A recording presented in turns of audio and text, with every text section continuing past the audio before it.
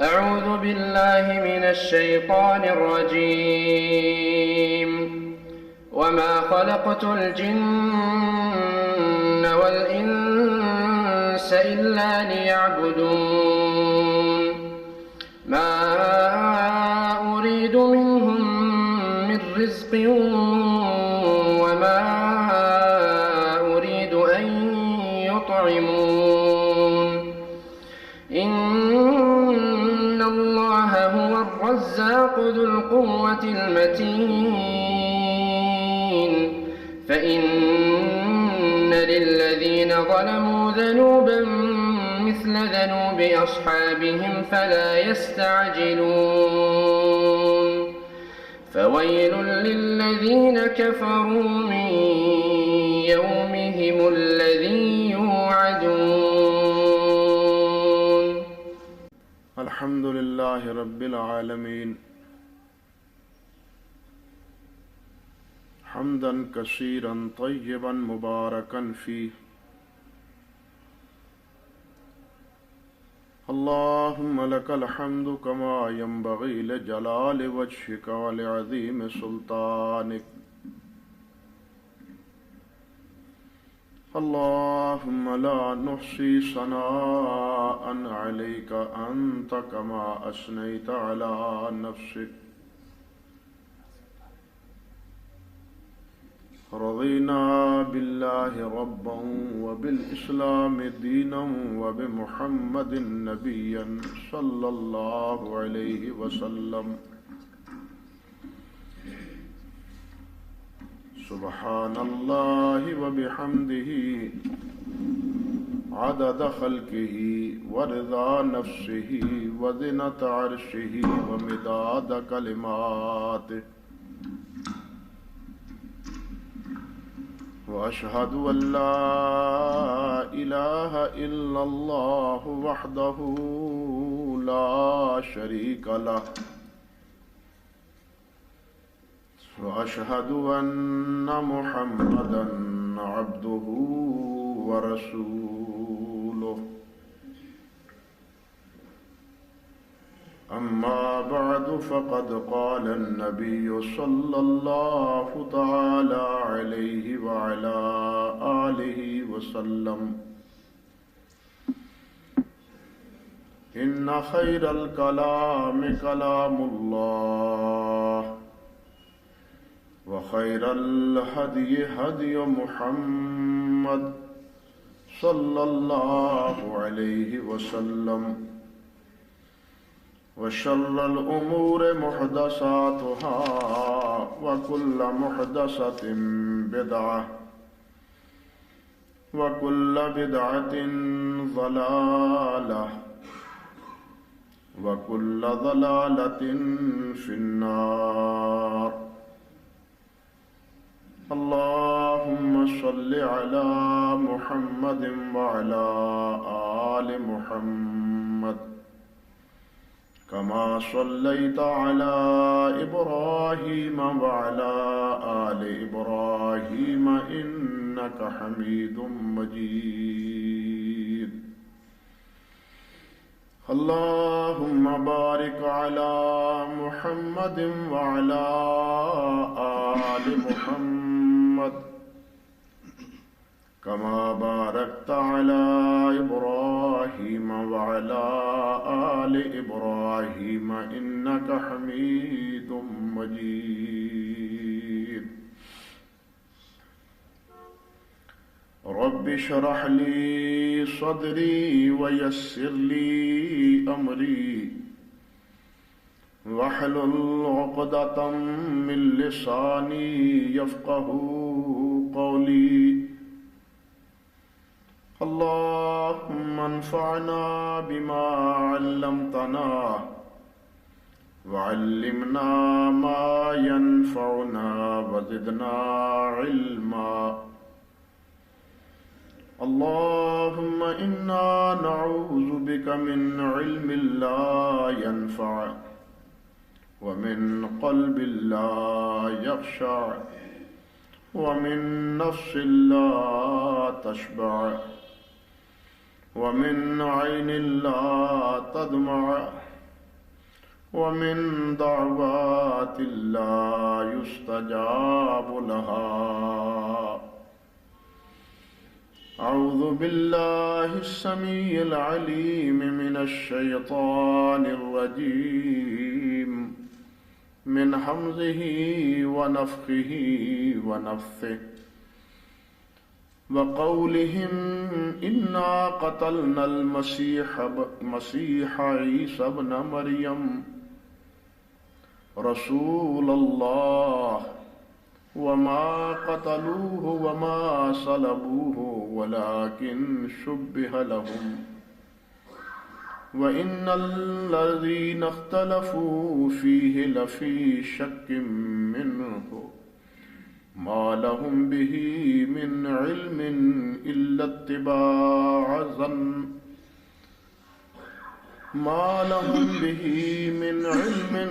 اتباع الظن وما قتلوه يقينا بل رفعه الله إليه وكان الله عزيزا حكيما. سبحان ربك رب العزة عما يصفون وسلام على المرسلين والحمد لله رب العالمين. واجب الاحترام عزت مآب بزرگان محترم عزیزان گرامی قدر،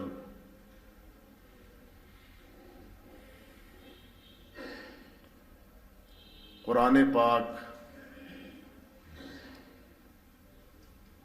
اللہ رب العزت کا آخری صحیفہ ہدایت ہے، جسے اللہ رب العزت نے اپنے پیارے پیغمبر سید کائنات حضرت محمد الرسول اللہ صلی اللہ علیہ وسلم پہ نازل فرمایا ہے۔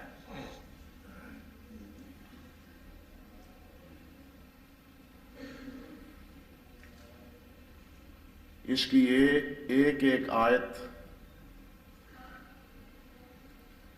کا ایک ایک حرف اللہ کی توفیق اور مہربانی اور کرم و فضل سے یہ اسی طرح محفوظ ہے جس طرح جبرائیل امین نے نبی کریم صلی اللہ علیہ وسلم کو قرآن پڑھایا تھا، اور جس طرح رسول اللہ صلی اللہ علیہ وسلم نے صحابہ کرام کو اس کی تعلیم دی تھی، اور یہ اسی طرح قیامت تک محفوظ رہے گا۔ یہ اس لیے کہ اس کی حفاظت کی ذمہ داری اللہ رب العزت نے خود آپ پر لی ہے کہ انا نحن نزلنا الذکر وانا لہ لحافظون۔ قرآن مجید سے پہلے تورات ہو، انجیل ہو یا زبور ہو، وہ اس کی نہ تاریخی اعتبار سے حفاظت ہے اور نہ ہی علمی طور پر اس کی حفاظت کی کوئی بنیاد ہے۔ ایک سیدھی سی بات ہے کہ انجیل تو ایک تھی جو اللہ رب العزت نے نازل کی،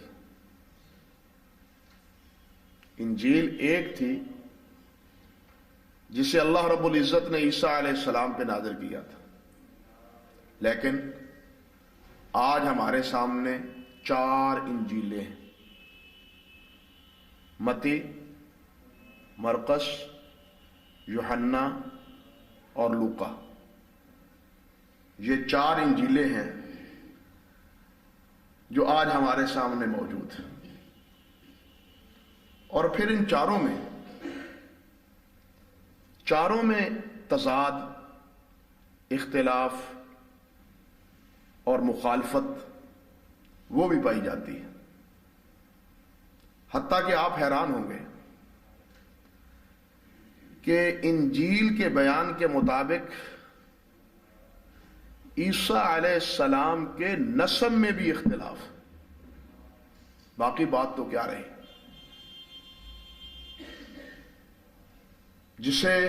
جنہیں عیسائی اپنے عقیدے کے مطابق معاذ اللہ ثم استغفر اللہ ابن اللہ کہتے ہیں، اور پھر یوسف نجار کے واسطے سے اس کا نسب نامہ بھی بیان کرتے ہیں. آپ حیران ہوں گے کہ متی میں حضرت عیسیٰ علیہ السلام کا نسب نامہ حضرت ابراہیم علیہ السلام تک 42 واسطوں میں ذکر ہے، جبکہ لوقا کی انجیل میں یہی نسب نامہ 54 واسطوں میں مذکور. کتنا فرق ہوا؟ کم و بیش 12-13 نسب نامے میں 12-13 گنتی کا فرق ہے. یعنی باقی احکام و مسائل اور باقی روایات اور واقعات ان سے قطع نظر ایک بنیادی بات جو حضرت عیسیٰ علیہ السلام کے متعلق ہے اس میں بھی اختلاف ہے.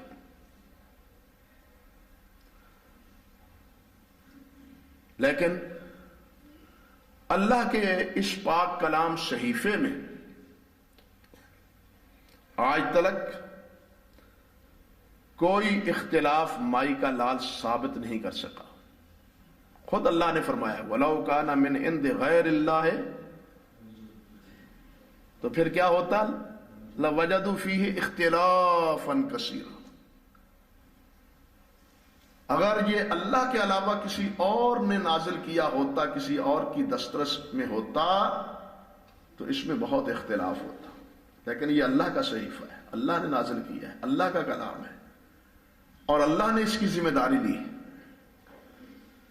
اللہ اکبر. بلکہ افسوس کن بات یہ ہے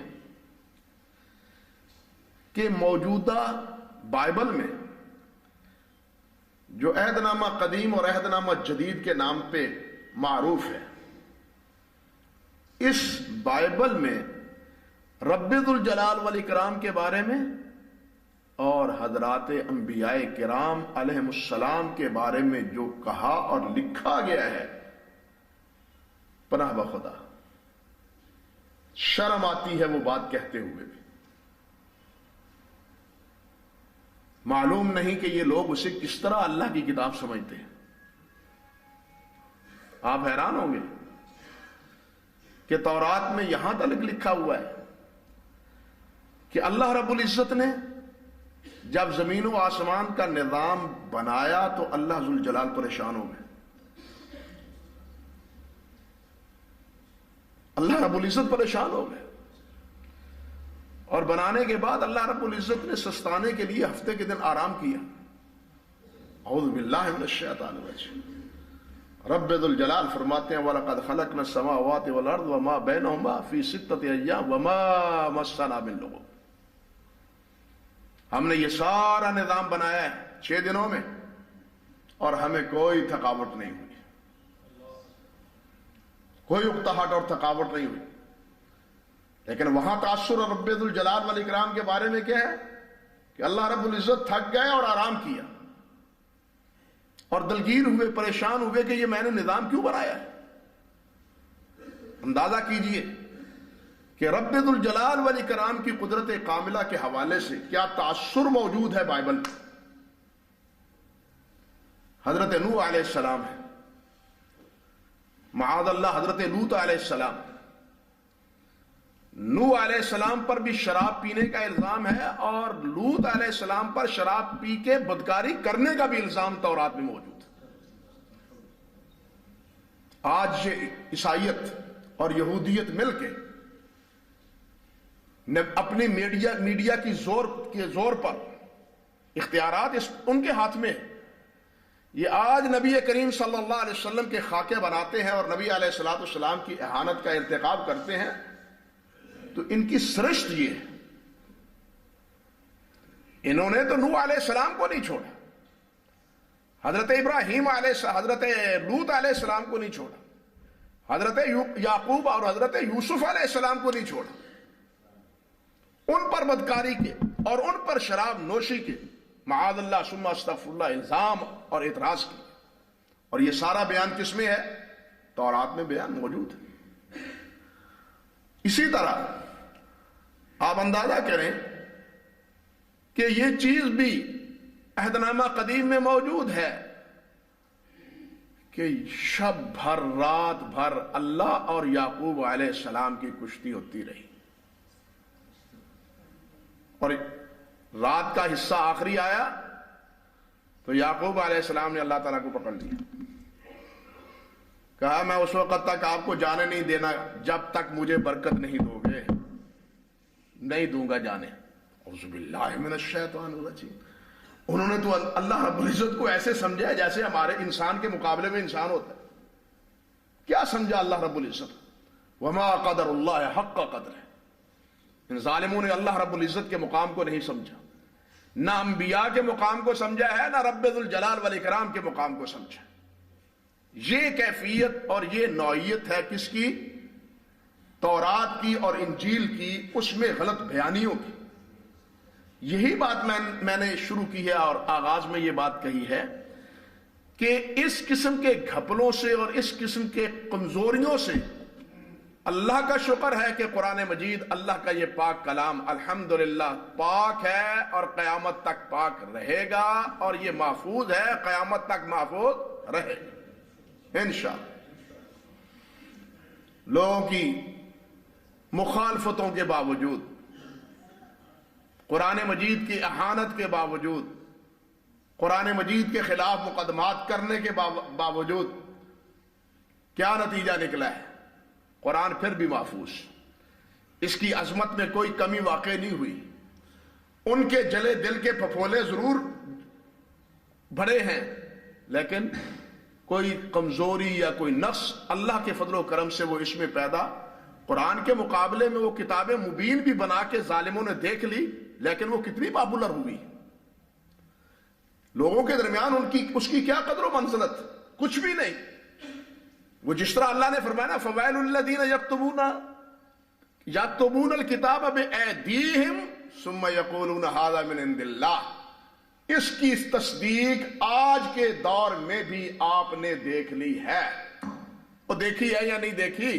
تورات میں تو تعریف کی، کوشش کی کہ اپنے ہاتھ سے قرآن کی ایک نئی شکل دیکھ لوگوں کے سامنے، لیکن وہ اس میں بھی ناکام ہوئے، لیکن قرآن کی تصدیق آج بھی ہو گئی، قرآن کی تصدیق آج بھی ہوگی۔ یکتبون الکتاب بایدیہم ثم یقولون ھذا من عند اللہ، یہ ہے اللہ کا کلام، اس کو پڑھو، انا للہ و انا الیہ راجعون۔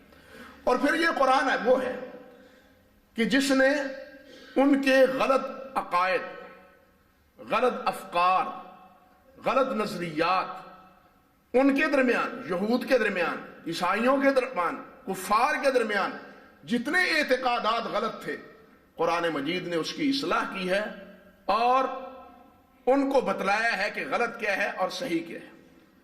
قرآن کے صفات میں ایک صفت یہ بھی ہے کہ قرآن مہیمن ہے۔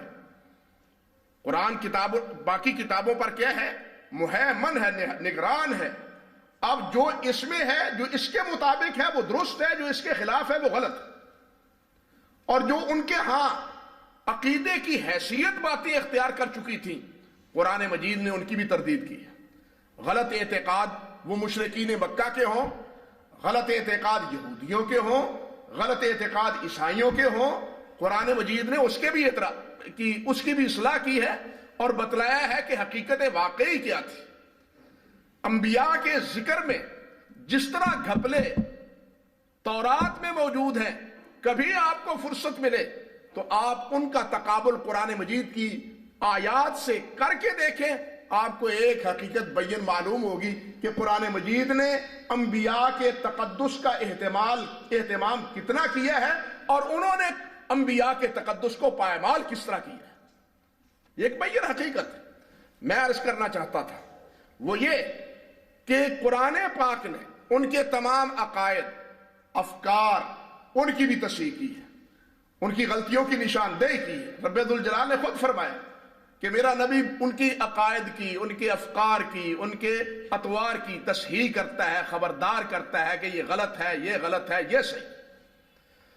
اللہ اکبر۔ کفار مکہ میں بھی عقائد کے اعتبار سے بھی نہیں، ماحول میں، معاشرتی مسائل میں، معاملاتی مسائل میں اللہ کے نبی علیہ السلام نے، رب ذوالجلال والاکرام نے اس کی تصحیح کی۔ آپ کو معلوم ہونا چاہیے کہ عرب میں متبنہ کی متعلقہ سے شادی اسی طرح سمجھی جاتی تھی جس طرح کے بیٹی کے ساتھ شادی کی جاتی ہے۔ بیٹا ہے تو بیٹے کی بیوی متعلقہ، اس سے نکاح حرام ہے نا۔ بالکل اسی طرح متبنہ کی بیٹی سے بھی، اب متبنہ کی بیوی سے بھی عرب میں رواج تھا کہ اس کی متبنہ کی متعلقہ عورت سے نکاح بھی ناجائز اور حرام ہے اس معاشرے میں۔ یہ ایک مسئلہ تھا۔ آپ اندازہ کریں اس مسئلے کی تصحیح کے لیے سورۃ احزاب میں تفصیلاً اللہ رب العزت نے کس طرح بیان کیا ہے۔ رب ذوالجلال والاکرام کی قدرت کاملہ نے کیا کیا؟ پہلے حضرت سیدہ زینب کا نکاح کس سے کروایا؟ زید سے کروایا۔ نبی علیہ السلام نے حکم دیا، آپ کے مشورے اور کہنے پہ، اور آپ کا کہنا بھی وہ من جانب اللہ تھا۔ اور یہ بات یاد رکھیں، اللہ اکبر کبیرہ، کہ حضرت زینب کے بھائی اس رشتے کو قبول نہیں کرتے تھے۔ زید تو غلام ہے، ہم قریش کی ایک باعزت خاتون کا رشتہ غلام کے ساتھ کس طرح کر دیں؟ وہ یہ بھی غلط سمجھتے تھے۔ لیکن نبی علیہ السلام نے یہ بت توڑا، اور قریشیت کا برادری کا یہ بت بھی توڑوایا یا نہیں توڑوایا؟ اپنی پھپھی زاد بیٹی، اس کا نکاح سیدہ زینب کا کس سے کروایا؟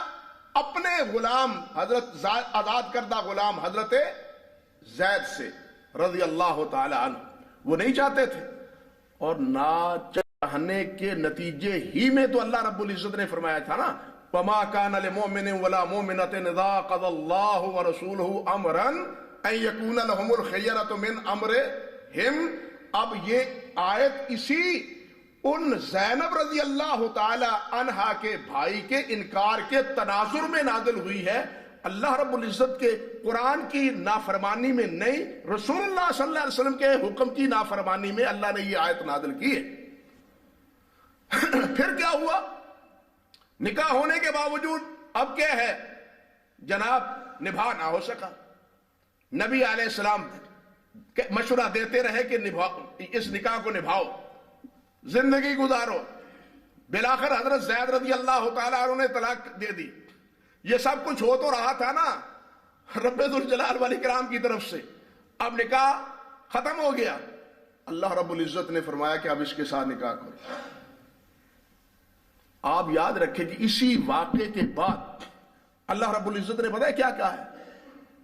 ما کان محمد ابا احد من رجالکم ولکن رسول اللہ و خاتم النبیین۔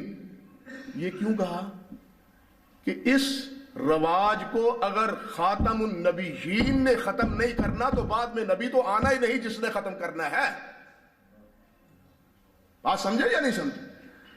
نبی کے بعد تو اور کوئی نبی آئے گا نہیں۔ اس نبی نے اس کا خاتمہ نہیں کرنا تو کس نے ختم کرنا ہے؟ یہ جو ایک پہلے جناب ہماری کیا ہے قریش زادی، اور پھر کیا ہے متبنہ کی متعلقہ، اب ان دونوں چیزوں کو نبی علیہ السلام نے ختم کیا یا نہیں کیا؟ اللہ رب العزت نے ختم کیا یا نہیں کیا؟ یعنی معاشرتی مسائل میں بھی جہاں گھپلا تھا وہاں بھی قرآن مجید نے اصلاح کی۔ نبی کریم صلی اللہ علیہ وسلم نے اس کی بھی اصلاح فرمائی. اسی طرح حضرت ملائکہ کے بارے میں کفار کا عقیدہ اور شرک کے بارے میں ان کے عقائد اللہ رب العزت نے جناب بے کنی کی ہے. یہودیوں نے کہا عزیر علیہ السلام اللہ کے بیٹے ہیں، عیسیٰ علیہ السلام اللہ رب العزت کے بیٹے ہیں، معاذ اللہ ثم استغفر اللہ. حتیٰ کہ کہا کہ عیسیٰ علیہ السلام ہی نہیں بلکہ 3 خدا ہیں، تثلیث کے قائل ہیں. بعض تثلیث کے قائل ہیں، اقنوم ثلاثہ کے قائل ہیں. اللہ رب العزت نے تینوں کی تردید کی. لقد کفر الذین قالوا ان اللہ ثالث ثلاثہ. ان کے کفر میں کیا شک ہے جو کہتا ہے کہ اللہ 3 میں سے کوئی ایک ہے؟ لقد کفر الذین قالوا ان اللہ مسیح ابن مریم. ان کے کفر میں کیا شک ہے؟ وہ بے شک کافر ہے جو کہتے ہیں کہ مسیح اللہ کا بیٹا ہے. اللہ رب العزت نے صاف لفظوں میں اس کی تردید کی. عزیر علیہ السلام کے بارے میں بھی، حتیٰ کہ انہوں نے اپنے پیروں اور اپنے مرشدوں کو جو رب بنایا ہوا تھا اس کی بھی اللہ رب العزت نے تردید کی. اتخذوا احبارهم ورهبانهم اربابا من دون اللہ. کہنے کا مقصد یہ تھا کہ جو ان کے افکار تھے اللہ رب العزت نے ان کی بھی تردید کی ہے. رسول اللہ صلی اللہ علیہ وسلم نے ان کی بھی تردید کی.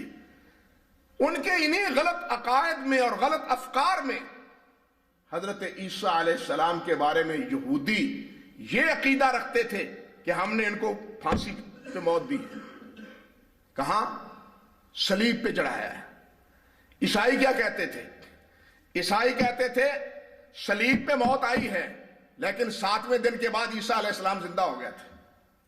صلیب پہ موت آئی. آپ حیران ہوں گے کہ یہودیوں کے نزدیک بھی عیسائیوں کے نزدیک بھی حضرت عیسیٰ علیہ السلام کا مصلوب ہونا متواتر ہے. بات سمجھ رہے ہیں؟ متواتر کا یہودیوں کے نزدیک بھی اور عیسائیوں کے نزدیک بھی عیسیٰ علیہ السلام کا مصلوب ہونا، صلیب پہ لٹکایا جانا متواتر ہے. اور پھر اختلاف دیکھیے، یہودی اس لیے صلیب دلوا رہے ہیں کہ عیسیٰ علیہ السلام وقت کے حاکم بادشاہ روم کے باغی ہیں اور کیا ہے؟ یہ معاذ اللہ ثم استغفر اللہ جادوگر ہیں. یہ الزام لگا کے وہ صلیب پہ چڑھوا رہے ہیں اہانت کے نظریے پر، اور عیسائیت ان کو صلیب پہ لٹکا رہی ہے کفارے کے مسئلے میں. اللہ اکبر کبیرہ. فرق سمجھے ہیں؟ یعنی عجیب کیفیت ہے یا نہیں؟ یہودی عیسیٰ علیہ السلام کو صلیب پہ لٹکواتے ہیں اور کہتے ہیں صلیب پر چڑھائے گئے، صلیب پہ موت آئی ان کی. کس لیے؟ وہ کہتے ہیں کہ معاذ اللہ ثم استغفر اللہ عیسیٰ علیہ السلام بری موت مرے. لیکن عیسائیت کیا کہتے ہیں؟ عیسائی کیا کہتے ہیں کہ اکلوتا بیٹا تھا، بندے گناہگار تھے، سارے انسانوں کو اللہ رب العزت عذاب دیتے. اللہ رب العزت کی یہ رحیمیت کے منافی ہے. اللہ نے اپنے اکلوتے بیٹے کو کفارے کے طور پر صلیب پہ چڑھوایا اور پوری انسانیت کے گناہ میں ان کے ماننے والوں کا کفارہ حضرت عیسیٰ علیہ السلام ہو گیا. اللہ اکبر، کیسا گورکھ دھندا ہے. اب سوال یہ پیدا ہوتا ہے، کوئی رجل رشید ان میں نہیں ہے کہ جو یہ سوچے اور یہ بتلائے کہ اگر کفارے کے طور پر وہ اس طرح مصلوب ہوئے ہیں تو وہ کفارہ صرف عیسائیوں کے لیے ہے یا پوری کائنات کے لیے؟ بات سمجھ رہے ہیں سوال میرا؟ وہ اگر صرف عیسائیوں کے لیے تو باقی جو عیسائی نہیں ہیں ان کو عذاب ہوگا. اللہ تو پھر مظلوم ثابت ہوئے معاذ اللہ ثم استغفر اللہ. بات تو پھر وہی کی وہی رہی. نتیجہ کیا نکلا؟ کیا نتیجہ نکلا؟ بات تو پھر وہی رہی، گھاٹ کے 2 پات کہ جناب اللہ رب العزت معاذ اللہ ثم استغفر اللہ کیا ہے؟ ظالم ہے. کہ وہ کیا ہے؟ یہ گناہگاروں کو ان کی رحمت کے خلاف ہے، اللہ کی رافت کے خلاف ہے، اللہ کی رحیمیت کے منافی ہے. سارے بندوں کو عذاب دے. تو اللہ رب العزت نے اس طرح کفارہ اپنے اکلوتے بیٹے کو انسانیت کا کفارہ بنا کے تو اس طرح صلیب اس کو دلوائی. اور یہ عیسیٰ علیہ السلام جو ہے وہ ہمارے گناہوں کا اور ہماری سیئات کا کفارہ ہے. بہرحال یہودیوں کی فکر کچھ اور ہے، صلیب میں وہ بھی متفق ہے. عیسائیوں کی فکر کچھ اور ہے، صلیب میں وہ بھی متفق ہے. فرق صرف یہ ہے کہ عیسائی پھر کہتے ہیں 7 دن کے بعد صلیب پہ فوت ہوئے، موت آئی، لیکن صلیب کے 7 دن کے بعد پھر وہ زندہ ہو گئے اور پھر اٹھائے گئے۔ اللہ رب العزت نے ان کے اس غلط عقیدے کی تردید بھی کی ہے، جو اصل میرا موضوع ہے۔ بات سمجھ رہے ہیں؟ اب دونوں کا عقیدہ غلط تھا، اللہ رب العزت نے دونوں کی تردید کی۔ اللہ فرماتے ہیں وَقَوْلِهِمْ إِنَّا قَتَلْنَا الْمَسِيحَ عِيسَى ابْنَ مَرْيَمَ رَسُولَ اللَّهِ، یہودی جو یہ کہتے ہیں، اوپر یہی سلسلہ یہود کی بدکاریوں کا اور بدعملیوں کا اور بد اعتقادیوں کا ذکر ہو رہا ہے۔ اللہ رب العزت فرما رہے ہیں سورۃ النساء اور 6 پارہ ہے، اللہ رب العزت فرماتے ہیں کہ وَقَوْلِهِمْ، یہود کا یہ قول کہ اِنَّا قَتَلْنَا الْمَسِيحَ عِيسَى ابْنَ مَرْيَمَ، کہ ہم نے مسیح ابن مریم کو ہم نے قتل کیا ہے۔ رسول اللہ، جو اللہ کا رسول بنا پھرتا تھا، معاذ اللہ ثم استغفر اللہ، وہ تو رسول ماننے کے لیے تیار ہی نہیں تھے، وہ تو کہتے تھے کہ یہ دعویٰ کرتا ہے میں رسول ہوں، یہ تو جادوگر ہے، معاذ اللہ ثم استغفر اللہ۔ اللہ کیا فرماتے ہیں؟ وَمَا قَتَلُوهُ، انہوں نے عیسیٰ علیہ السلام کو قتل وَمَا صَلَبُوهُ، ان کو صلیب پہ نہیں چڑھایا۔ صلیب کس کو کہتے ہیں؟ کہ کسی کو صلیب کے لیے لکڑی کے ساتھ لٹکانا، لٹکایا ہی نہیں گیا، قتل کیسے ہوا؟ بات سمجھے نا؟ وَمَا قَتَلُوهُ وَمَا صَلَبُوهُ، نہ انہوں نے قتل کیا ہے، نہ ہی ان کو کیا ہے صلیب پہ، قتل تو خدا صلیب پہ اٹھایا ہی نہیں گیا، حضرت عیسیٰ علیہ السلام کو چڑھایا ہی نہیں گیا۔ ولا ہوا کیا؟ آدمی تو ایک نظر آتا تھا، آدمی تو ایک نظر آتا تھا، وہ صلیب پہ لٹکایا بھی گیا ہے۔ مرا کون پھر؟ کون مرا؟ اللہ نے مسئلہ حل کیا۔ اللہ فرمایا وَلَكِنْ شُبِّهَ لَهُمْ، لیکن ان کے لیے اللہ نے معاملے کو مشتبہ کیا۔ وہ جو یہودا حضرت عیسیٰ علیہ السلام کو گرفتاری کے لیے پہنچا تھا، اللہ رب العزت نے اس کی شکل عیسیٰ علیہ السلام کی بنا دی۔ لوگوں نے یہ سمجھا کہ یہی عیسیٰ ہے۔ اللہ رب العزت نے یہودا جو اس عزم سے گیا تھا کہ عیسیٰ علیہ السلام کو گرفتار کروں اور گرفتار کر کے روم کے بادشاہ کے سپاہیوں کے سپرد کروں اور ان کو کیا کروں؟ ان سے انعام حاصل کروں، اللہ رب العزت نے اسی یہودے کی شکل بدل دی۔ اب عیسیٰ علیہ السلام کو اللہ رب العزت فرماتے ہیں وَإِنَّ الَّذِينَ اخْتَلَفُوا فِيهِ لَفِي شَكٍّ مِّنْهُ، إِنَّ الَّذِينَ اخْتَلَفُوا فِيهِ، جن کا اس مسئلے میں اختلاف ہے یہود و نصارہ کا، اس میں وہ شک میں ہے، مَا لَهُمْ بِهِ مِنْ علم، ان کے پاس اس بارے میں کوئی علم نہیں ہے، إِلَّا اتِّبَاعَ الظَّنِّ، سوائے ظن کے، تخمینے کے، اندازے کے، وَمَا قَتَلُوهُ يَقِينًا، اور ان کو یقیناً قتل نہیں کیا گیا، بالکل قتل نہیں کیا گیا۔ ہوا کیا؟ اللہ فرماتے ہیں بَلْ رَفَعَهُ اللَّهُ إِلَيْهِ، بلکہ اللہ نے ان کو اپنی طرف اٹھا لیا، بلکہ اللہ رب العزت نے ان کو کیا کیا؟ رفعہ اللہ۔ اب کس کو اٹھایا ہے؟ مسیح ابن مریم کو۔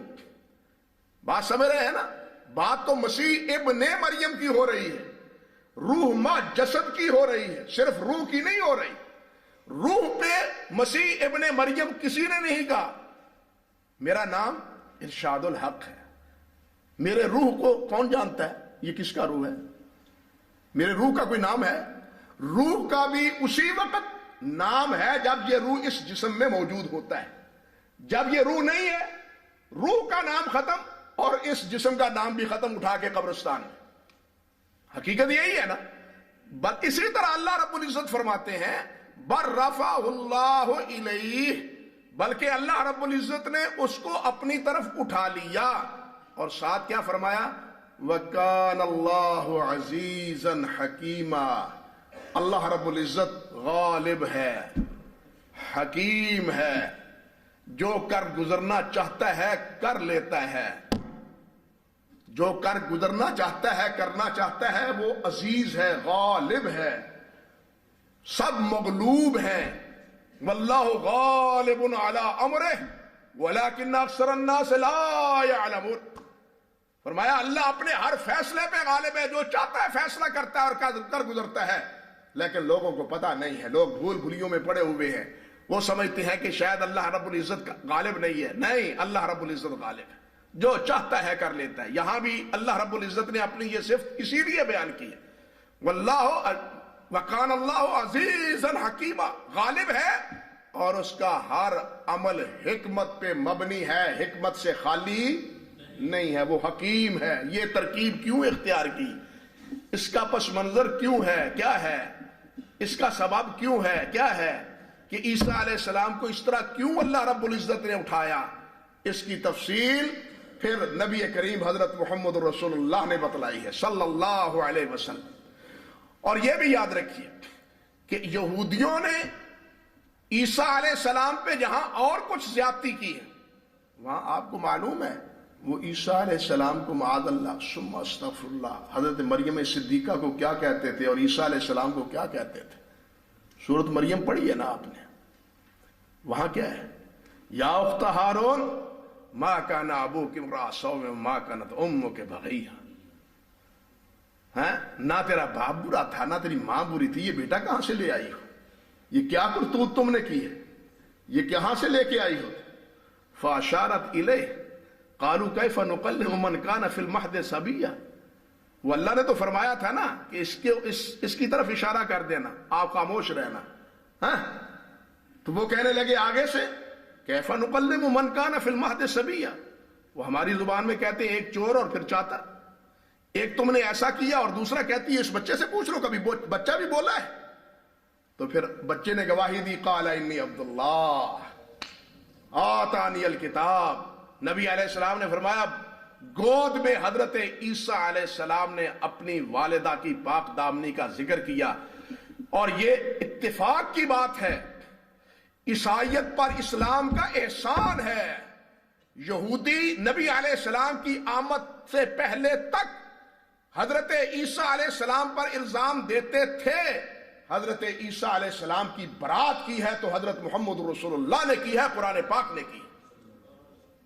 لیکن افسوس ہے ان احسان فراموشوں پہ کہ جو نہ قرآن کی قدر کرتے ہیں نہ محمد رسول اللہ کی قدر کرتے ہیں. بلکہ عیسائیت ہی میں آپ دیکھیے مذہب تو پال کا ہے، مذہب تو پال کا ہے، لیکن اس کے برعکس کچھ ایسے بھی ہیں جنہوں نے اس حقیقت کو تسلیم کیا ہے اور بڑے عجیب الفاظ میں تسلیم کیا ہے.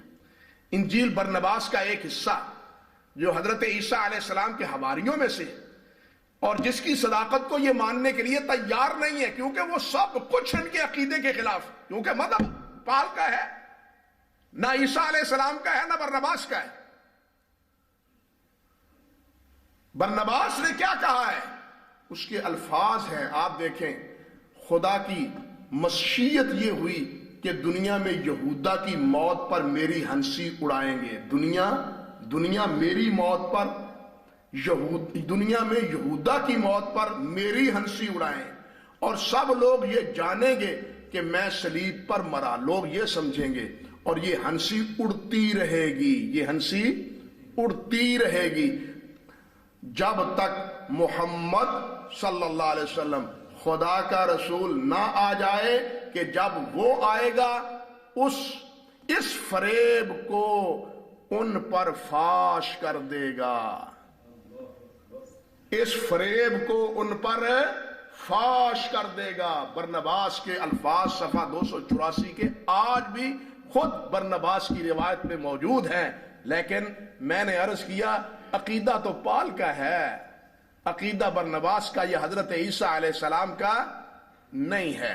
تو اللہ رب العزت نے جیسے حضرت مریم صدیقہ کی پاک دامنی کو بیان کیا اور حضرت عیسیٰ علیہ السلام کی عظمت کو بیان کیا، بالکل اسی طرح اللہ رب العزت نے عیسیٰ علیہ السلام کی صلیب کے بارے میں بھی یہودیت کی بھی تردید کی اور عیسائیت کی بھی تردید کی، اور ایک حقیقت واشگاف کر دی کہ اللہ رب العزت نے انہیں صلیب پہ اٹھایا ہی نہیں، اٹھانے ہی نہیں دیا، بل رفع اللہ الیہ، اللہ رب العزت نے انہیں اپنی طرف اٹھا لیا۔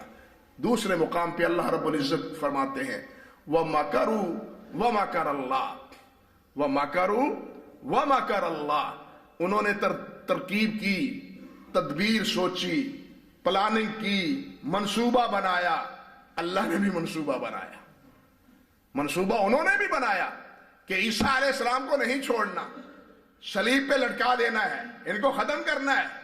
اللہ نے بھی فیصلہ کیا کہ میں نے صلیب پہ اٹھانا ہی، چڑھانا ہی نہیں دینا۔ اللہ اکبر۔ اللہ فرماتے ہیں واللہ خیر الماکرین، اللہ سے بڑا منصوبہ بنانے والا اور کون ہوگا؟ اللہ سے بڑا منصوبہ بنانے والا اور کون ہوگا؟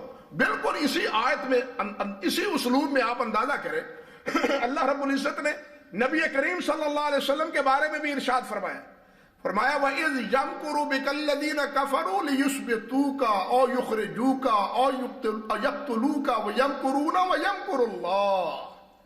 نبی علیہ السلام کے بارے میں بھی اللہ رب العزت نے یہی بات فرمائی ہے، فرمایا کہ یہ کفار مکہ منصوبے بناتے تھے اے میرے نبی تمہارے خلاف، کہ محمد صلی اللہ علیہ وسلم کو پابند چولہان کر دیں، ہمیشہ کے لیے کال کوٹریوں میں ڈال دیں، یا نبی علیہ السلام کو موقع سے نکال دیں، یا یہ کہ بیک وقت حملہ آور ہو کے آپ کو بالکل ختم کر دے۔ یہ منصوبے اپنے دار الندوہ میں بنا رہے تھے، اور میں عرش پہ آپ کے بارے میں ایک فیصلہ کر رہا تھا۔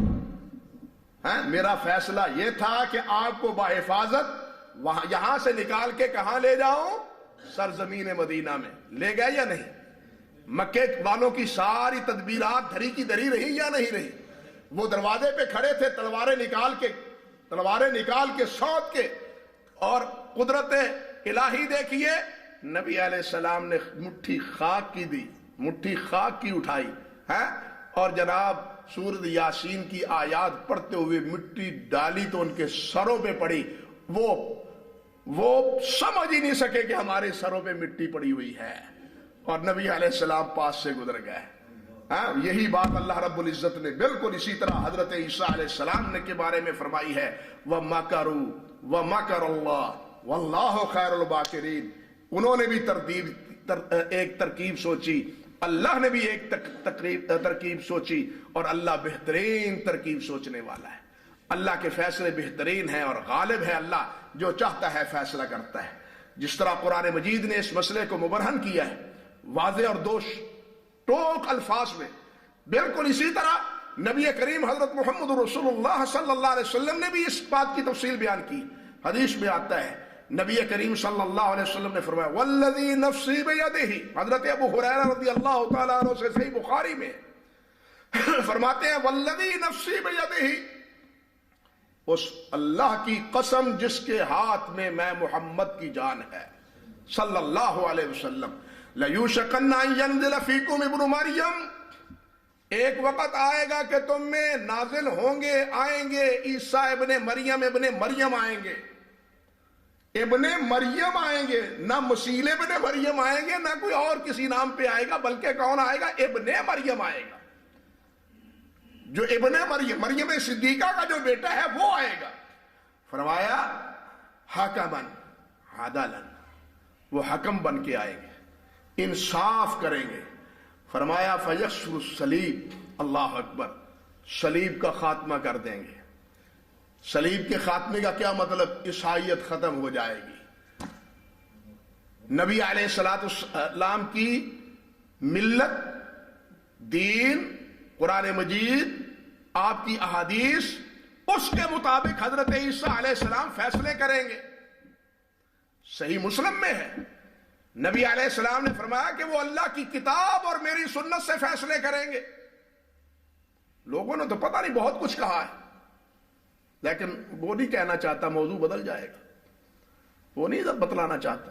لوگوں نے تو بہت کچھ کہا ہے، لوگ کہتے ہیں جو کہتے رہے اپنے زبان میں، اپنے دل میں خوش فہمی میں اور خوش اعتقادی میں، اپنے اپنے عقیدے کے مطابق جو چاہتے ہیں کہتے رہیں، لیکن محمد رسول اللہ نے کیا فرمایا ہے کہ وہ حکمن عادلن، اور آئیں گے کتاب اللہ کے بارے مطابق، میری سنت کے مطابق فیصلے کریں گے۔ پھر فرمایا وَيَقْتُلُ الْخِنْزِيرَ، وہ خنزیر کو بھی قتل کریں گے، صلیب کا بھی خاتمہ کر دیں گے۔ صلیب کے خاتمے کا کیا اشارہ ہے؟ عیسائیت کا خاتمہ۔ صلیب کے پجاریوں کا خاتمہ، صلیب کے پجاریوں کا، نہ صلیب رہے گی نہ صلیب کے پجاری رہیں گے، اللہ اکبر کبیر، نہ صلیب رہے گی نہ صلیب کے پجاری رہیں گے، وَيَقْتُلُ الْخِنْزِيرَ، اور خنزیر کو بھی قتل کر دیں گے۔ پال نے تو کہا تھا، پال نے کہہ دیا، متی میں آج بھی موجود ہے کہ پال نے کہا کہ خنزیر حلال ہے، لیکن عیسیٰ علیہ السلام آئیں گے، وہ خنزیر کو ختم کریں گے، اس کی حرمت بیان کریں گے۔ کیوں؟ اللہ نے بھی حرمت بیان کی، انما حرم علیکم المیتہ والدم واللحم الخنزیر۔ پال نے تو سمجھا دیا کہ خنزیر حلال ہے تمہارے لیے، پالے ہوئے ہیں نا آج بھی انہوں نے خنزیر، ہاں جس طرح آپ بکریاں پالتے ہیں وہ خنزیر پالتے ہیں، پال کے کہنے پہ پالتے ہیں، لیکن جب آئیں گے اس وقت خنزیر کا خاتمہ، صلیب کا خاتمہ۔ یہ حدیث سناتے تھے حضرت ابو ہریرہ رضی اللہ تعالیٰ عنہ، فرماتے ہیں وَيَضَعُ الْحَرَبَ، بالآخر لڑائیاں ختم، اسلام کا ہر سو غلبہ اور مال و دولت کی فراوانی اتنی کہ کوئی صدقہ لینے والا اور مال کو قبول کرنے والا نہیں ہوگا، یہ کیفیت ہوگی۔ اور یہ پوری حدیث بیان کرنے کے بعد حضرت ابو ہریرہ رضی اللہ تعالی عنہ فرمایا کرتے تھے اقرؤوا ان شئتم واقرؤوا ان شئتم وان من اہل الکتاب الا لیؤمنن به قبل موته۔ انہی آیات کے بعد اللہ پاک نے فرمایا وَإِن مِّن، جو میں نے پہلے پڑھی تھی، وَإِن مِّن أَهْلِ الْكِتَابِ إِلَّا لَيُؤْمِنَنَّ بِهِ قَبْلَ مَوْتِهِ۔ ایک وقت آئے گا کہ اہل کتاب وہ عیسیٰ علیہ السلام کی پر ایمان لائیں گے، عیسیٰ علیہ السلام پر کیا کریں گے؟ لَيُؤْمِنَنَّ بِهِ قَبْلَ مَوْتِهِ وَيَوْمَ الْقِيَامَةِ يَكُونُ عَلَيْهِمْ شَهِيدًا، اور قیامت کے دن حضرت عیسیٰ علیہ السلام ان پر گواہ ہوں گے۔ یہ حضرت ابو ہریرہ رضی اللہ تعالی عنہ پھر یہی آیت لوگوں کو فرماتے اور کہتے کہ یہ پڑھ لو جو نبی علیہ السلام نے فرمایا ہے، وہی بات رب ذوالجلال والاکرام نے اپنے پاک کلام قرآن مجید میں فرمائی۔ اور ایک حدیث میں آتا ہے نبی علیہ السلام نے ارشاد فرمایا کیف بکم اذ نزل ابن مریم من السماء فیکم۔ من السماء کے الفاظ ہیں اسماء والصفات میں، امام بہقی رحمۃ اللہ علیہ کی کتاب ہے الاسماء والصفات، امام بزار کی مسند چھپ گئی ہے، بزار میں بھی یہ ہے اور صحیح سند سے ہیں۔ علامہ حیثمی رحمۃ اللہ علیہ نے مجموع الزوائد میں اس کو ذکر کیا ہے اور کہا ہے رجال و رجال الثقات، اس کے راوی ثقہ ہے۔ نبی علیہ السلام نے فرمایا کیف بکم اذ نزل ابن مریم من السماء وفیکم وامامکم منکم۔ کیا وقت ایک ہوگا جب عیسیٰ ابن مریم تم میں آئیں گے، اور وہ کہاں سے آئیں گے؟ من السماء، کہاں سے نازل ہوں گے؟ کہاں سے آئیں گے؟ آسمان سے، آسمان سے اللہ انہیں بھیجے گا۔ حدیث میں یہ بھی آتا ہے کہ دمشق کی مسجد کے منارے پر فرشتوں کے پروں کے اوپر ہاتھ رکھے ہوئے حضرت عیسیٰ علیہ السلام دمشق کی جامع مسجد میں صبح کی نماز کے وقت آئیں گے۔ یہ ساری تفصیلات نبی کریم حضرت محمد رسول اللہ صلی اللہ علیہ وسلم نے بیان فرمائی ہے۔ اور پھر یہ بھی نبی اور یہ حضرت عیسیٰ علیہ السلام کے بارے میں یہ روایات، اور اس دور میں جب عیسیٰ علیہ السلام آئیں گے، وہ جس طرح میرے بھائی اور ہمارے مہربان شیخ معاذ صاحب فرما رہے تھے کہ فتنہ دجال، حضرت عیسیٰ علیہ السلام کی آمد، حضرت امام مہدی، بھائی یہ تینوں چیز لازم ملزوم ہیں۔ یہ تینوں چیزیں کیا ہیں؟ لازم، تینوں بیک وقت، ایک دور میں ایک وقت کی یہ تینوں چیزیں ہیں۔ اور یہاں یہ بات بھی سمجھیے بھائیو، نبی اور پھر نبی جس کا لقب ہی رحمت للعالمین ہے، نبی وہ جس کا لقب ہی رحمت للعالمین ہے، اس نبی نے جنت کے ہی راستے سارے نہیں بتلائے، جہنم میں جانے کے راستوں سے بھی ہمیں خبردار کیا، اور آئندہ آنے والے فتنے ان سے بھی چکنا رہنے کی ہمیں تلقین کی، اور ان فتنوں کے بارے میں آگاہی کہ یہ فتنے ہوں گے۔ دیکھیے نہیں، خیر خواہی ہے نا، اس سے بڑی خیر خواہی اور کیا ہے؟ ہاں کہ یہ فتنہ ہوگا، یہ فتنہ۔ اور علماء نے کتاب الفتن کے نام پہ کتابیں لکھی ہیں اس موضوع پر کہ کس کس فتنے کی سے نبی علیہ السلام نے خبردار کیا ہے اور آگاہ امت کو کیا ہے۔ یہ فتنہ، یہ فتنہ، یہ فتنہ، مستقل کتابیں محدثین رحمہم اللہ نے لکھی۔ اور ان فتنوں میں ایک بڑا فتنہ دجال کا فتنہ ہے، اللہ اکبر کبیرہ۔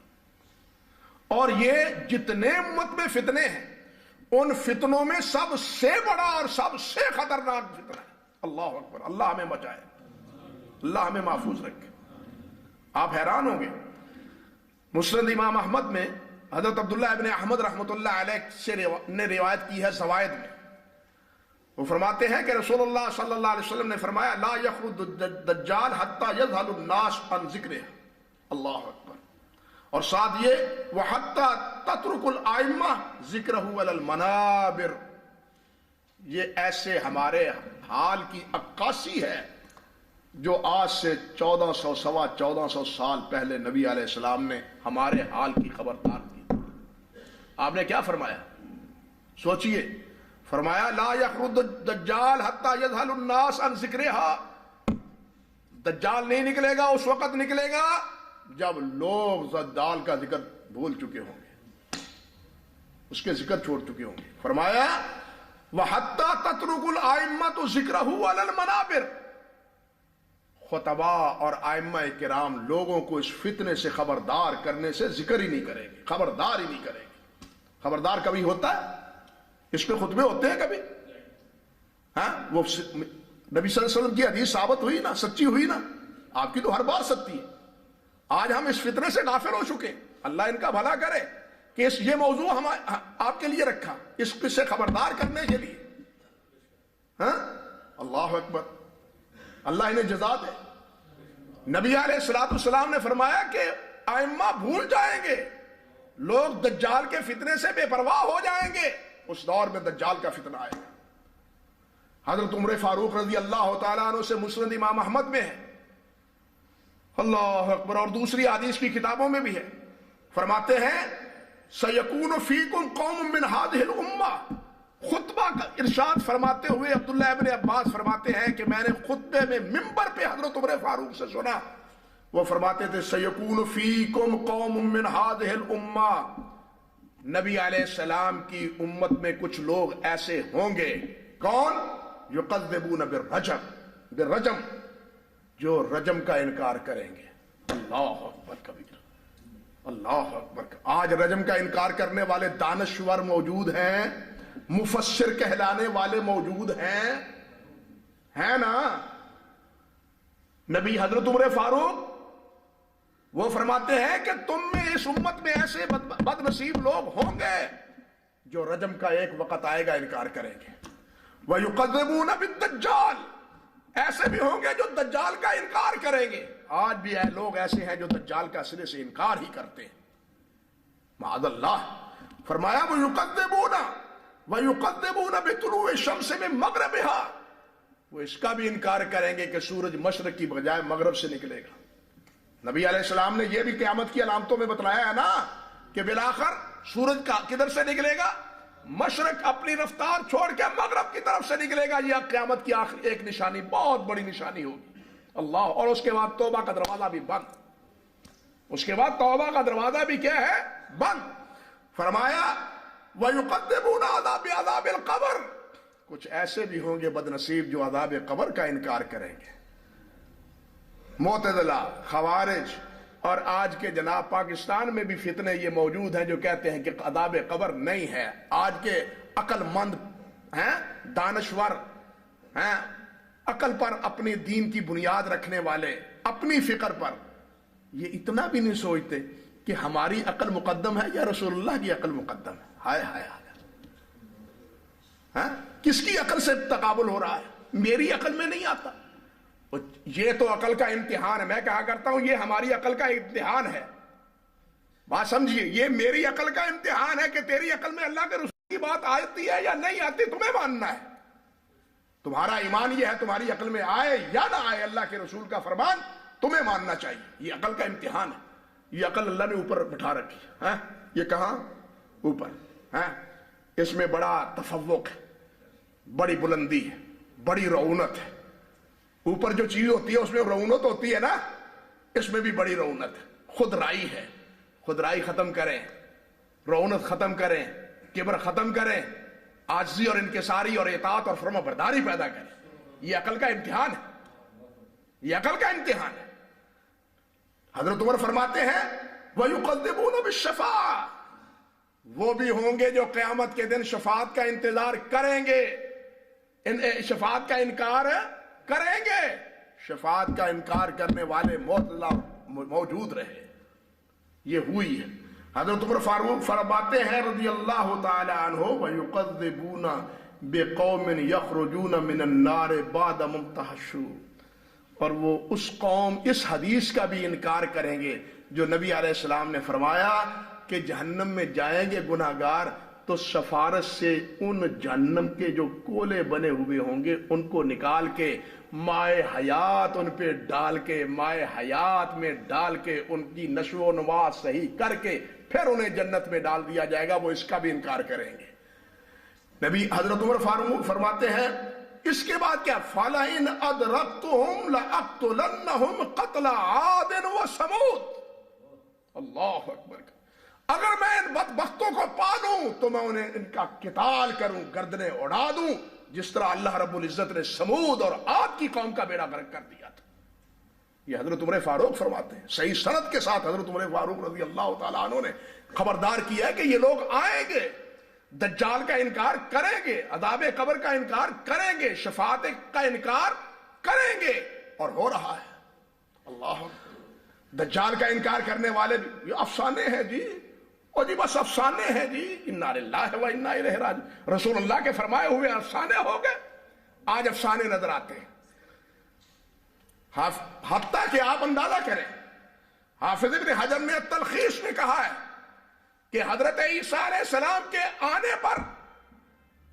آنے پر امت حقہ کا اتفاق ہے, دجال کے آنے پر بھی, اور اس مسئلے میں متواتر روایات.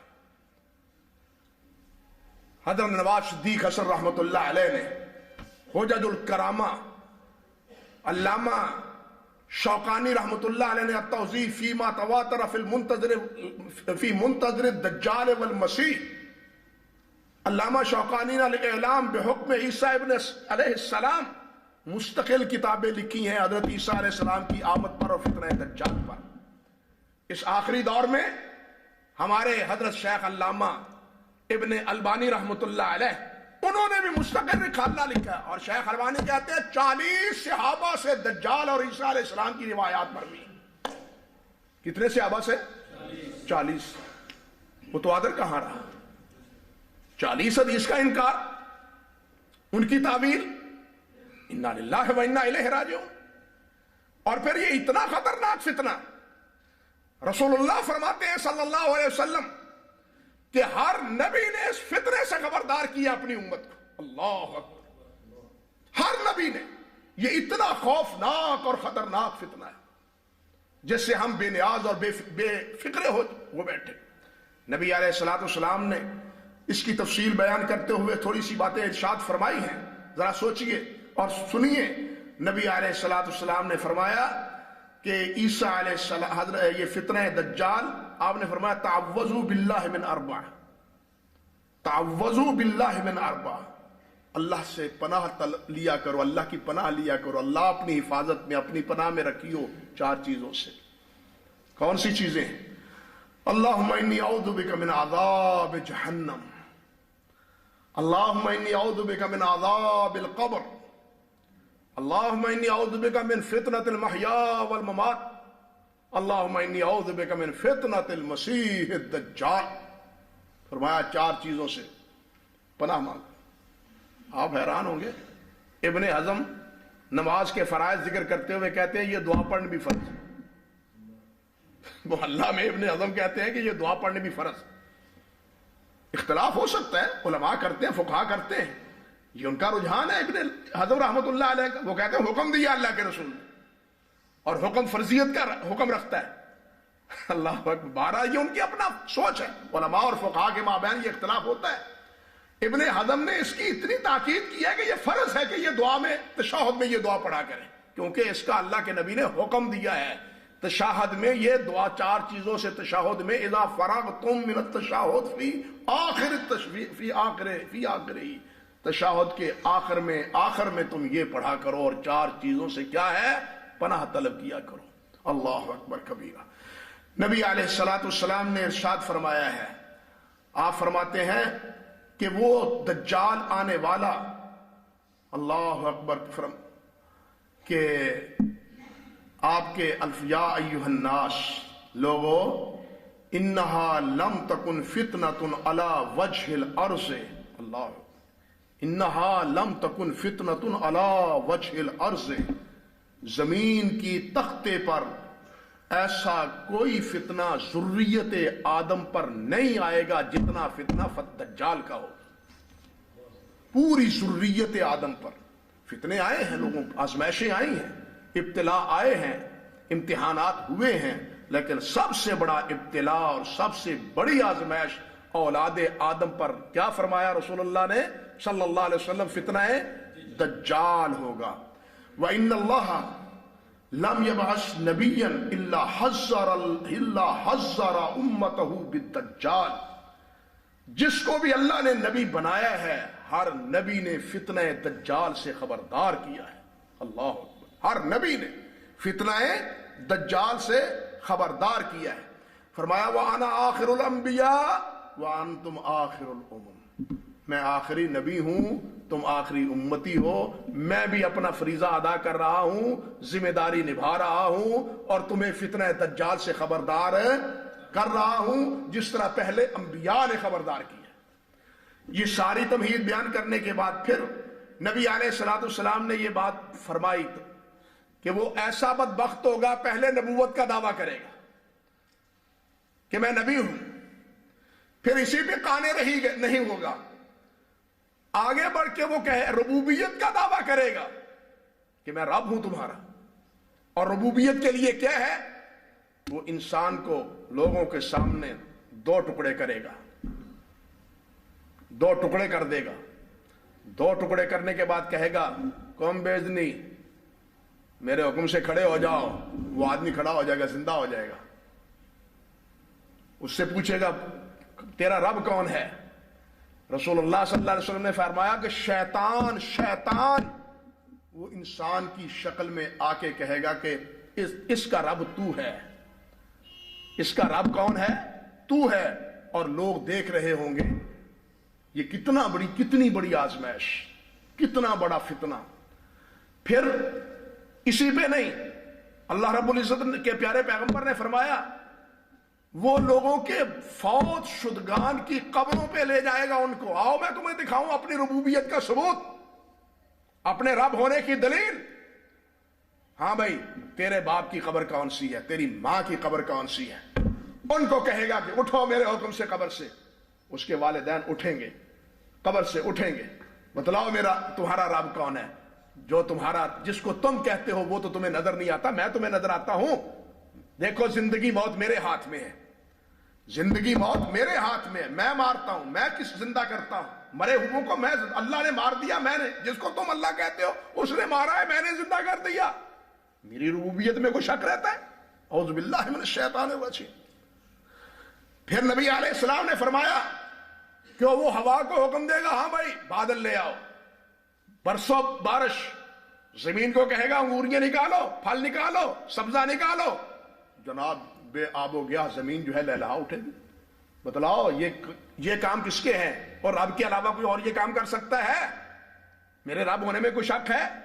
نہیں. نبی علیہ السلام نے فرمایا باوجود اس کے کہ وہ ایک آنکھ سے اندھا ہوگا اور اس کی پیشانی پہ کافر لکھا ہوا ہوگا اور مومن کو اس کا کافر لکھا ہوا نظر آئے گا. مومن کو کافر لکھا ہوا مومن کو نظر آئے گا.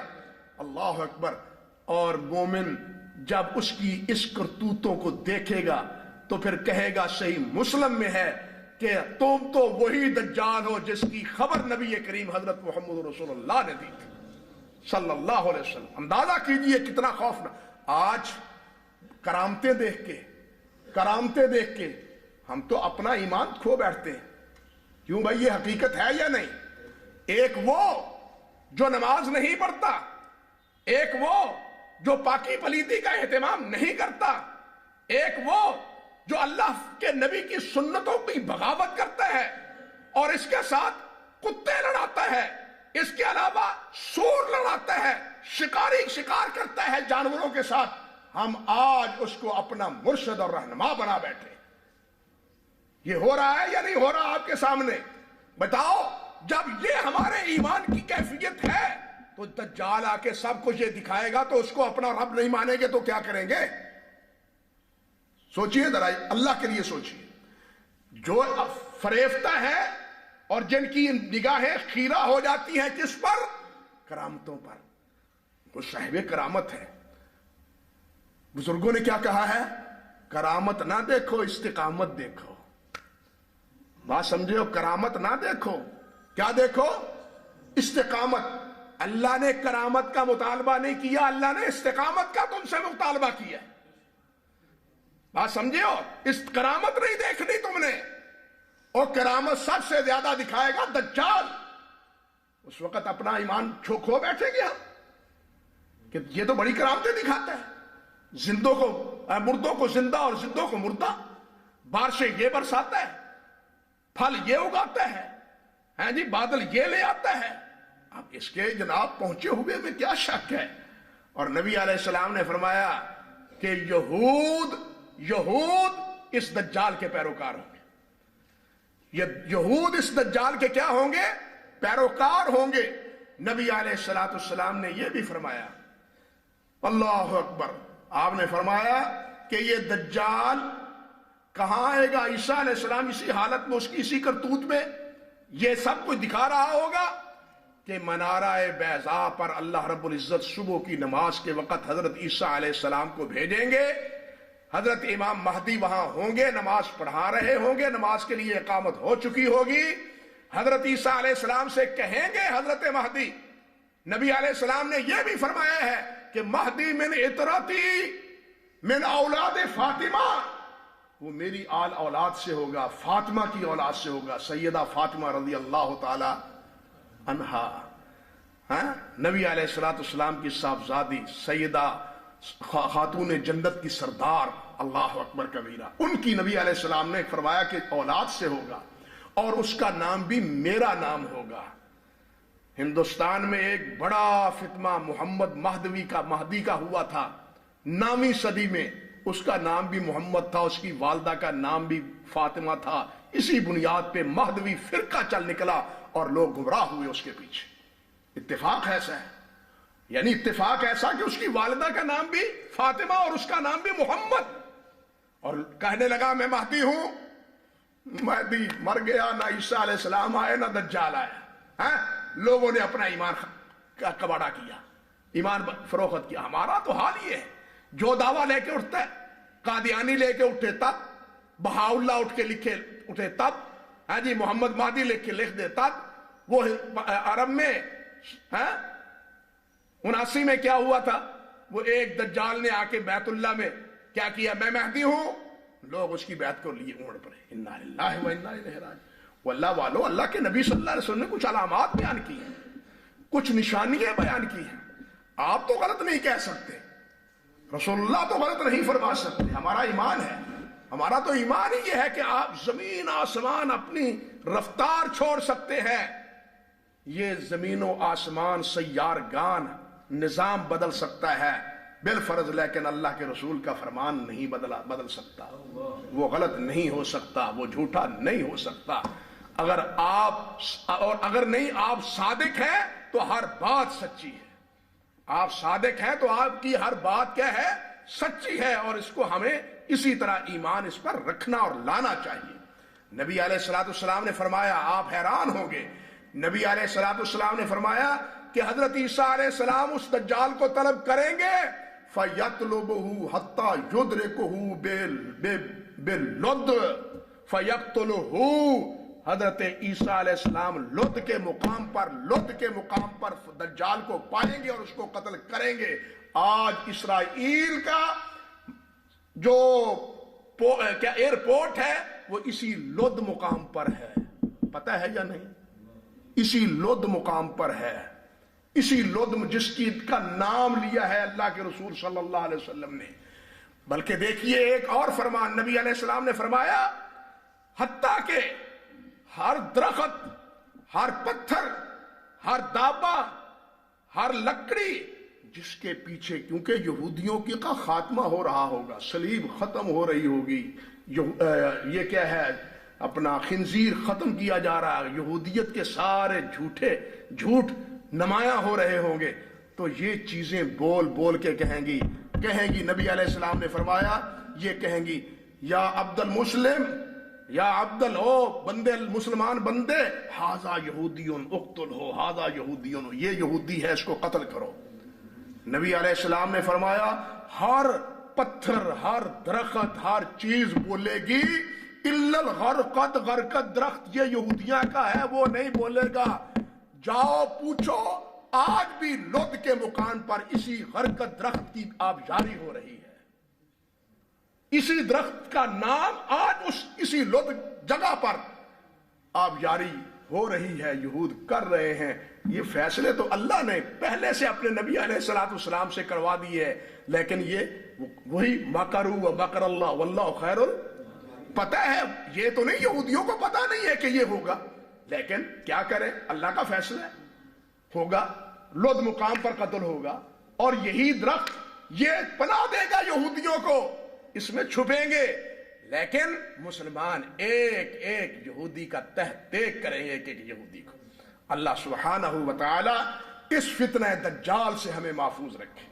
اللہ رب العزت ہمیں اگر ہمارے زمانے میں آئے، پہلے تو نبی علیہ السلام نے فرمایا یہ دعا ہی نہ کرو کہ ہمارے زمانے میں آئے، سچی بات یہ ہے میرے بھائیوں، ہمارے کچھ بھائی جذباتی ہو جاتے ہیں، ایک چیز میں ہونا بھی چاہیے، یہ کچھ محبت کا، پیار کا ایک تقاضا ہوتا ہے، ہماری زبان سے بھی نکل جاتا ہے، کاش ہم نبی علیہ السلام کے دور میں ہوتے، آپ کے پیچھے نمازیں پڑھتے، جہاد کرتے، آپ کی زیارت کرتے، آپ کی دیدار سے آنکھیں ٹھنڈی کرتے، ٹھیک ہے نا؟ دل میں یہ آتی ہے نا بات۔ اللہ امام بخاری رحمۃ اللہ علیہ نے الادب المفرد میں ایک بات ذکر کی ہے، ایک تابعی ایک صحابی کے بعد سامنے وہ یہی بات کہتا ہے، تابعی صحابی نام بھول گیا ہوں، صحابی کے سامنے یہی تمنا آرزو کرتا ہے کہ میں اس دور میں کہا آپ کتنے خوش نصیب ہیں، نبی علیہ السلام کے پیچھے نمازیں پڑھی ہیں، آپ کے ساتھ جناب کفار کے خلاف مل کے آپ کے ساتھ جہاد کیا ہے، کفار کے خلاف آپ کے ساتھ مل کے جہاد کیا ہے، آپ کی میت میں حج کیا ہے، رات دن آپ کی زیارت کرتے تھے، کتنے تم یار خوش نصیب تھے، کاش ہم بھی اس دور میں ہوتے۔ اللہ اکبر۔ صحابی کیا کہتے ہیں؟ وہ فرماتے ہو اللہ کا شکر کر، اللہ کا شکر کر، اللہ نے تمہیں اس دور میں پیدا کیا ہے، اس دور میں ہوتے تو بلال کی طرح تکلیفیں برداشت کر لیتے، اللہ اکبر کبیرہ، اس دور میں ہوتے تو یاسر کی طرح برداشت کر لیتے، یاسر کی والدہ نے، بیوی نے اور عمار کی والدہ نے جو تکالیف برداشت کی تھی صحابہ کرام نے، وہ تم سخت رکھتے ہو تم؟ اللہ اکبر، شکر کرو تمہیں ایمان کی دولت بیٹھے بیٹھے اللہ نے دے دی ہے، یہ بھی اللہ کی اس پر بھی اللہ کا شکر کرو۔ اس لیے اب ہم اس وقت ہوں تو جناب حضرت عیسیٰ علیہ السلام کے ساتھ ہوں، پتہ نہیں اس وقت ہوں گے تو کیا بنے گا، کس امتحان میں مبتلا ہوں گے، اللہ اس امتحان سے بچائے جس سے خبردار اللہ کے رسول نے اور سارے انبیاء نے کیا ہے، پتہ نہیں اس کا کیا انجام ہونے والا ہے۔ اللہ سبحانہ و تعالیٰ اس فتنے سے تمام کو بچائے، اور اللہ رب العزت ہمیں اپنے پیارے پیغمبر کا متبع اور فرما بردار بنائے۔ وآخر دعوانا الحمدللہ رب العالمین۔